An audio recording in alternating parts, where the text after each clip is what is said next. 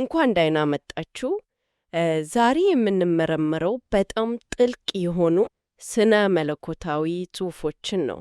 ሁላችንም የምናስበባቸውን ጥልልቅ ጥያቄዎች ይዳሰሳሉ። ስለ ፍቅር፣ ስለ ምርጫ፣ ስለ ሕይወት ዓላማ እና ደግሞ በመጨረሻስ ምን ይሆናል የሚለውን። እነዚህ ጽሑፎች ለእነዚህ ጥያቄዎች መልስ ለመስጠት የሚሞክሩት በአንድ ማዕከላዊ ሐሳብ ላይ ተመርክዘው ነው። ልክ ነው።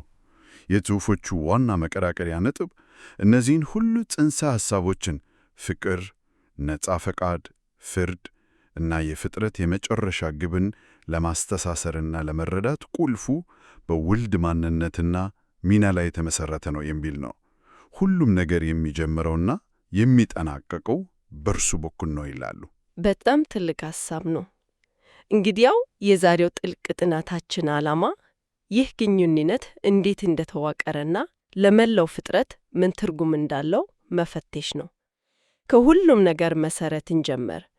ምንጮቹ በአብ እና በወልድ መካከል ስላለው ፍቅር ከሚያቀርቡት ሐሳብ።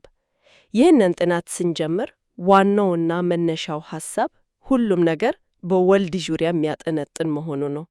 ጽሑፎቹ እንደሚሉት አብ ወልድን ይወዳል፣ መላው ፍጥረትም የተፈጠረው ለወልድ ክብር ነው። ከዚህም በላይ ሕይወት ራሱ የሚገኘው በእርሱ በኩል ብቻ እንደሆነ ያስረዳሉ። ይሄ እጅግ ወሳኝ ሐሳብ ነው። ማለቴ ምንጮቹ የሚሉት ነገር መላው ፍጥረት፣ እኛ፣ ፕላኔቶች፣ ከዋክብት፣ ሁሉም ነገር ሊኖር የቻለው አብ ለወልድ ባለው ፍቅር ምክንያት በተፈጠረ የሕይወት ክልል ውስጥ ስላሉ ብቻ ነው። ከዚህ ፍቅር ውጭ መሆን ማለት ከህልውና ውጭ መሆን ማለት ነው ይላሉ። ስለዚህ ወልድን መቀበል ማለት በዚህ የፍቅርና የሕይወት ክልል ውስጥ መቆየትን መምረጥ ማለት ነው። እርሱን መካድ ደግሞ ከዚህ ክልል ውጭ መሆንን መምረጥ ነው። ይህም ከሕይወት ምንጭ መለየት ማለት ነው። ይህ በጣም ፍጹም የሆነ ምርጫ ነው። ነጭና ጥቁር፣ ወይ መኖር ወይ መሞት። ለአንድ አድማጭ ይሄ ትንሽ ከባድ ሊመስል ይችላል። ለምንድን ነው ጽሑፉ ምንም አይነት መካከለኛ አማራጭ እንደሌለ አድርጎ የሚያቀርበው? ምክንያቱም ከምንጩ አንጻር ሲታይ ሕይወት ራሱ ገለልተኛ ነገር አይደለም። ሕይወት የአብ ለወልድ ያለው ፍቅር ውጤት ነው። ስለዚህ ከዚህ ፍቅር ጋር ያለውን ግንኙነት ማቋረጥ ልክ አንድን የኤሌክትሪክ መሳሪያ ከኃይል ምንጭ እንደመነጠል ነው። መሳሪያው በራሱ ሊሰራ አይችልም። በተመሳሳይ ከፍቅር ምንጭ የተለየ ፍጡር የሕይወት ቀጣይነት ሊኖረው አይችልም። ስለዚህ ምርጫው የሕይወት ወይም የሞት ጉዳይ ይሆናል። ፍርድም የሚመጣው ከዚህ መለያት ነው። ወልድ ራሱ መስፈርቱ ይሆናል ማለት ነው። በትክክል። እሺ፣ እዚህ ጋር ጽሑፉ በጣም የሚገርም አቅጣጫ ይይዛል። ይህ ሁሉ የእግዚአብሔር ሉዓላዊ ዕቅድ ሆኖ ሳለ የሰው ልጅ ነፃ ፈቃድ እንዴት ነው በዚህ ስሌት ውስጥ የሚገባው? እውነት ለመናገር እኔን ሁሌም ግራም ያጋባኝ ነጥብ ይሄ ነው። በጣም ጥሩ ጥያቄ ነው። ምንጮቹ እግዚአብሔር ለፍጡራኑ የሰጠውን ነፃ ፈቃድ በፍጹም እንደማይጋፋ አበክረው ይናገራሉ። ማንም እንዲታዘዝ ወይም እንዲያምፅ አያስገድድም። ይህንን ለማሳየት ሁለት አስደናቂ ምሳሌዎችን ያቀርባሉ። የመጀመሪያው የሄሌል ወይም የሉሲፈር ነው። አዎ፣ ሄሌል በራሱ ውበትና ጥበብ ከመኩራራቱ የተነሳ ከፈጣሪው ጋር እኩል ለመሆን ፈለገ። እግዚአብሔር ይህንን ዓመፅ አስቀድሞ ቢያውቅም ምርጫውን አልከለከለውም። ሁለተኛው ምሳሌ ደግሞ የአዳም ነው። አዎ፣ የአዳም ታሪክ ደግሞ ይበልጥ ስሜታዊ ነው። ምንጮቹ እንደሚሉት አዳም ከእግዚአብሔር ትእዛዝ ይልቅ የሚወዳትን ሚስቱን ሔዋንን ለመስማት መረጠ። እሷ ከበላቸው ፍሬ በልቶ ከእሷ ጋር ለሞት ወሰነ። ብቻውን እንድትሞት ሊተዋት አልፈለገም። በፍቅር ላይ የተመሠረተ ምርጫ ነበር፣ ግን ስህተት። ልክ ነው። በፍቅር የተደረገ ቢሆንም እንኳን ከእግዚአብሔር ይልቅ ለፍጡር ቅድሚያ የሰጠ ምርጫ ነበር። በሁለቱም ሁኔታዎች በኩራትም ይሁን በፍቅር እግዚአብሔር ፍጡራኑ የራሳቸውን መንገድ እንዲመርጡ ፈቅዷል፣ ውጤቱንም እንዲቀበሉ አድርጓል። እዚህ ጋ ነው ነገሩ ትንሽ ውስብስብ የሚሆነው። በአንድ በኩል ፍጡራን ፍጹም ነፃ ፈቃድ አላቸው ተብሏል። በሌላ በኩል ደግሞ ጽሑፉ ሁላችንም የምናውቀውና ብዙ ጊዜ ክርክር ያስነሳውን የቅድመ ውሳኔ ሐሳብ ያመጣል። ይሄ ማለት እግዚአብሔር ዓለም ሳይፈጠር በፊት ሰዎችን መርጧል የሚለው ነው። እነዚህ ሁለት የሚጋጩ የሚመስሉ ሐሳቦች እንዴት ነው አብረው የሚሄዱት? ነው የምናየው። እርሱ የፊልሙን መጨረሻ ስለሚያውቅ መጨረሻው ላይ ከዋናው ገጸ ባህሪ ጋር የሚቆሙትን ሰዎች አስቀድሞ መረጥኳቸው ሊል ይችላል። ይህ ማለት ግን ተዋናዮቹ በፊልም ውስጥ የየራሳቸውን ምርጫ አላደረጉም ማለት አይደለም። የእርሱ ሁሉን ነገር አስቀድሞ ማወቅ የእነርሱን ነፃ ምርጫ አያስገድደውም። እንደዛ ነው ጽሑፉም ያስረዳው። እግዚአብሔር የመረጣቸው በነፃ ፈቃዳቸው ክርስቶስን ለመታዘዝ እንደሚመርጡ አስቀድሞ ስለሚያውቅ ነው። ይህንን በተጨባጭ ምሳሌ ለማስረዳት ጽሑፉ የሚጠቅሳቸው ሰዎች አሉ። አዎ፣ በጣም አነጋጋሪ ምሳሌዎችን ነው የሚጠቀመው። ለምሳሌ ጳውሎስን እንውሰድ። አማኞችን በግፍ ያሳድድ የነበረ ሰው ነው፣ ነገር ግን ከተመረጡት አንዱ ነበር።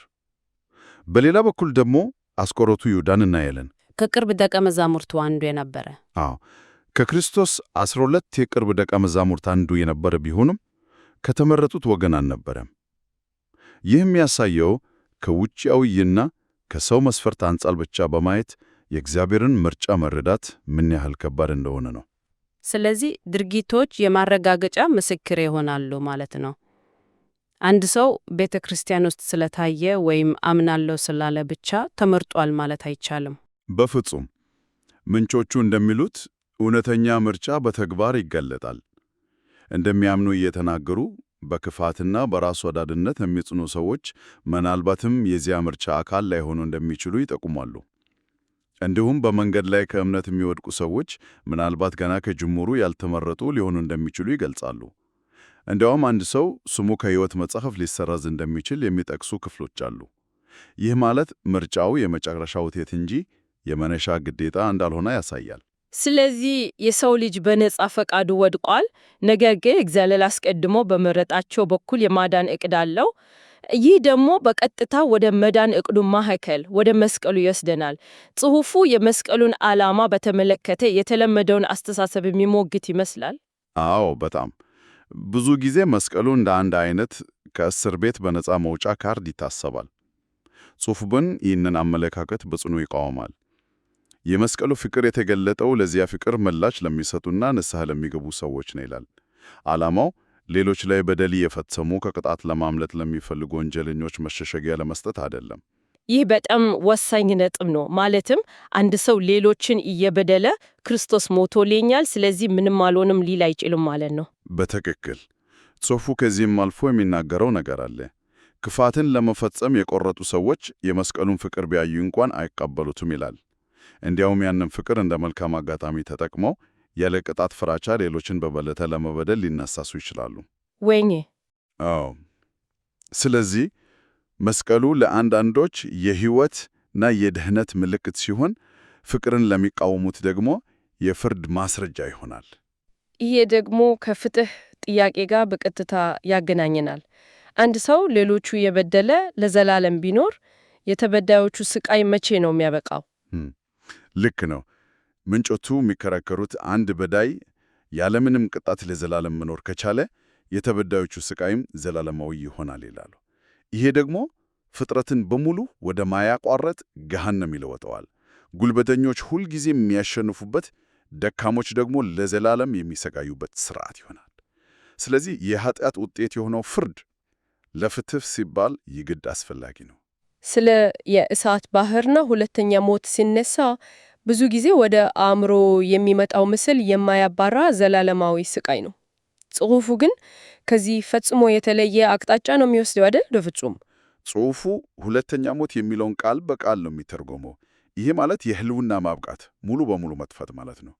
እንደ ዘላለማዊ ስቃይ ሳይሆን ኃጢአተኞች ለሰሩት ሥራ ዋጋ ከተከፈለ በኋላ ህልውናቸው ያበቃል። የጽሑፉ መከራከሪያ ነጥብ የኃጢአት የመጨረሻው መፍትሔ ኃጢአተኛውን ከኃጢአቱ ጋር ከፍጥረት ማስወገድ ነው ይላል። ለምን ይህ መፍትሔ የተሻለ እንደሆነ ያስረዳሉ። ዋናው ነጥባቸው ቅጣት ነጻ ፈቃድን ሊያስተካክል አይችልም የሚል ነው። በቅጣት ፍራቻ የሚደረግ መታዘዝ እውነተኛ መታዘዝ ሳይሆን ማስመሰል ነው። እውነተኛ ለውጥ ሊመጣ የሚችለው በፍቅር ብቻ ነው። ስለዚህ ፍቅርን በነጻ ፈቃዳቸው ውድቅ ላደረጉ ሰዎች መፍትሔው እነሱን ለዘላለም ማሳቃይ ሳይሆን በቃ ማጥፋት። ለፈጸሙት በደል ተመጣጣኝ ዋጋ ከከፈሉ በኋላ ህልውናቸውን ማቆም ነው። ጽሑፉ ኃጢአትን ማይተው ከኃጢአቱ ጋር አብሮ ይቃጠላል ይላል። በዚህ መንገድ ኃጢአትም ሆነ ኃጢአተኞች ከፍጥረት ውስጥ እስከ መጨረሻው ይወገዳሉ። ሞት ራሱ በመጨረሻው ይወገዳል። ስለዚህ ኃጢአትና ክፋት ከተወገዱ በኋላ የፍጥረት የመጨረሻ ግብ ምንድን ነው? ይህ ሁሉ ለትልቁ ምስል ምን ትርጉም አለው? ሁሉም ነገር እንዴት ይጠናቀቃል? ያው ምንጮቹ አንድ ታላቅ አጽናፈ ዓለማዊ ዕቅድን ይገልጻሉ። ውልድ መለኮታዊ ሆኖ ሳለ ራሱን ዝቅ አድርጎ ፍጡር በመሆንና በመስቀል ላይ በመሞት ፍጥረትን ከኃጢአት የመዋጀት ሂደትን ጀመረ። ከትንሣኤው በኋላ ሁሉም ነገር ለእርሱ እስኪገዛ ድረስ በፍቅር ትእዛዝ መግዛት ጀመረ። ይሄ የፍጥረት የማንጻትና ወደ መጀመሪያው ዓላማ የመመለስ ሂደት ነው። ሁሉም ነገር ከገዛለት በኋላስ ምን ይከሰታል? ወልድ ይህንን ስልጣን ለዘላለም ይዛል? እዚህ ጋ ነው ጽሑፉ ወደ ምስጢራዊና ጥልቅ ሐሳብ የሚገባው። ፍጥረት ፍጹም ሲሆንና ኃጢአት ሙሉ በሙሉ ሲጠፋ፣ ክፋት፣ ሞት፣ ስቃይ ከህልውና ሲወገዱ፣ ወልድ ይህችን ፍጹም የሆነችና የነጻች ፍጥረት ለአብ ስጦታነት ያቀርባል። ለአብ ያቀርባታል? አዎ። ይህ ማለት ወልድ የፍጥረትን የማስተዳደር ስልጣኑን ለአብ ያስረክባል ማለት ነው። ይህ ምን ማለት ነው? ለምን ስልጣኑን ያስረክባል? ጽሑፉ እንደሚለው ይህ የሆነው እግዚአብሔር ሁሉ በሁሉ እንዲሆን ነው። ይህ የመጀመሪያውን ዓላማ መመለስ እና ፍጻሜ ማግኘት ነው። ፍጥረት የተፈጠረበት ዓላማ ከፈጣሪው ጋር በፍቅርና በነጻነት ኅብረት እንዲኖሩ ነው። ወልድ ይህንን የተበላሸ ግንኙነት አስተካክሎ ያነጻውን ፍጥረት ወደ አብ ይመለሳል። ይህ የመጨረሻው የፍቅር ድርጊት ነው። እርግጥ ጽሑፉ ራሱ እነዚህ በጊዜ ውስጥ ለሚኖር ፍጡር ለመረዳት አስቸጋሪ የሆኑ ጥልቅ ጽንሰ ሐሳቦች መሆናቸውን በትሕትና በማመልከት ይደምድማል። እንግዲህ በጣም ብዙ ጥልቅ ሐሳቦችን ዳሰስናል። ከአብ ለወልድ ካለው መሰረታዊ ፍቅር ተነስተን ይህ ፍቅር እንዴት የሕይወት ምንጭ እንደሆነ አየን። ከዚያም የነጻ ፍቃድ አስገራሚ ሚናና ከቅድመ ውሳኔ ጋር ያለውን ግንኙነት መረመርን። በመጨረሻም ክፋትን ወደሚያጠፋው የመጨረሻው ፍርድ እና ለአብ ወደምትቀርበው ፍጹም ፍቅረት ደርሰናል። አጠቃላይ ሂደቱ እጅግ የተሳሰረና ምክንያታዊ ይመስላል። አዎ፣ ምንጮቹ ሁሉንም ነገር ከወልድ ጋር ያገናኛሉ። ለፍጥረት ምክንያት፣ የፍርድ መስፈርት እንዲሁም የቤዛነትና የፍጻሜ አስፈጻሚ አድርጎ ያቀርቡታል። ፍቅር፣ ምርጫ፣ ፍትህ እና የመጨረሻው ተስፋ ሁሉም በእርሱ ማንነትና ሥራ ላይ የተመሠረቱ መሆናቸውን ነው የሚያሳዩት። ይህ ጥናት በሚከተለው ጥያቄ ላይ እንድናፍቅር ይጋብዘናል። ነጻ ፍቃድ ፍጹም ሊሆን የሚችለው በቅጣት ፍራቻ ሳይሆን በፍቅር ብቻ ከሆነ እና የፍጥረት የመጨረሻው ግብ ከፈጣሪ ጋር በፈቃደኝነት ላይ የተመሰረተ ኅብረት ከሆነ ይህ ስለ እውነተኛ መታዘዝ ምንነት እና ስለ ሕልውና የመጨረሻው ዋጋ ምን ይጠቁማል?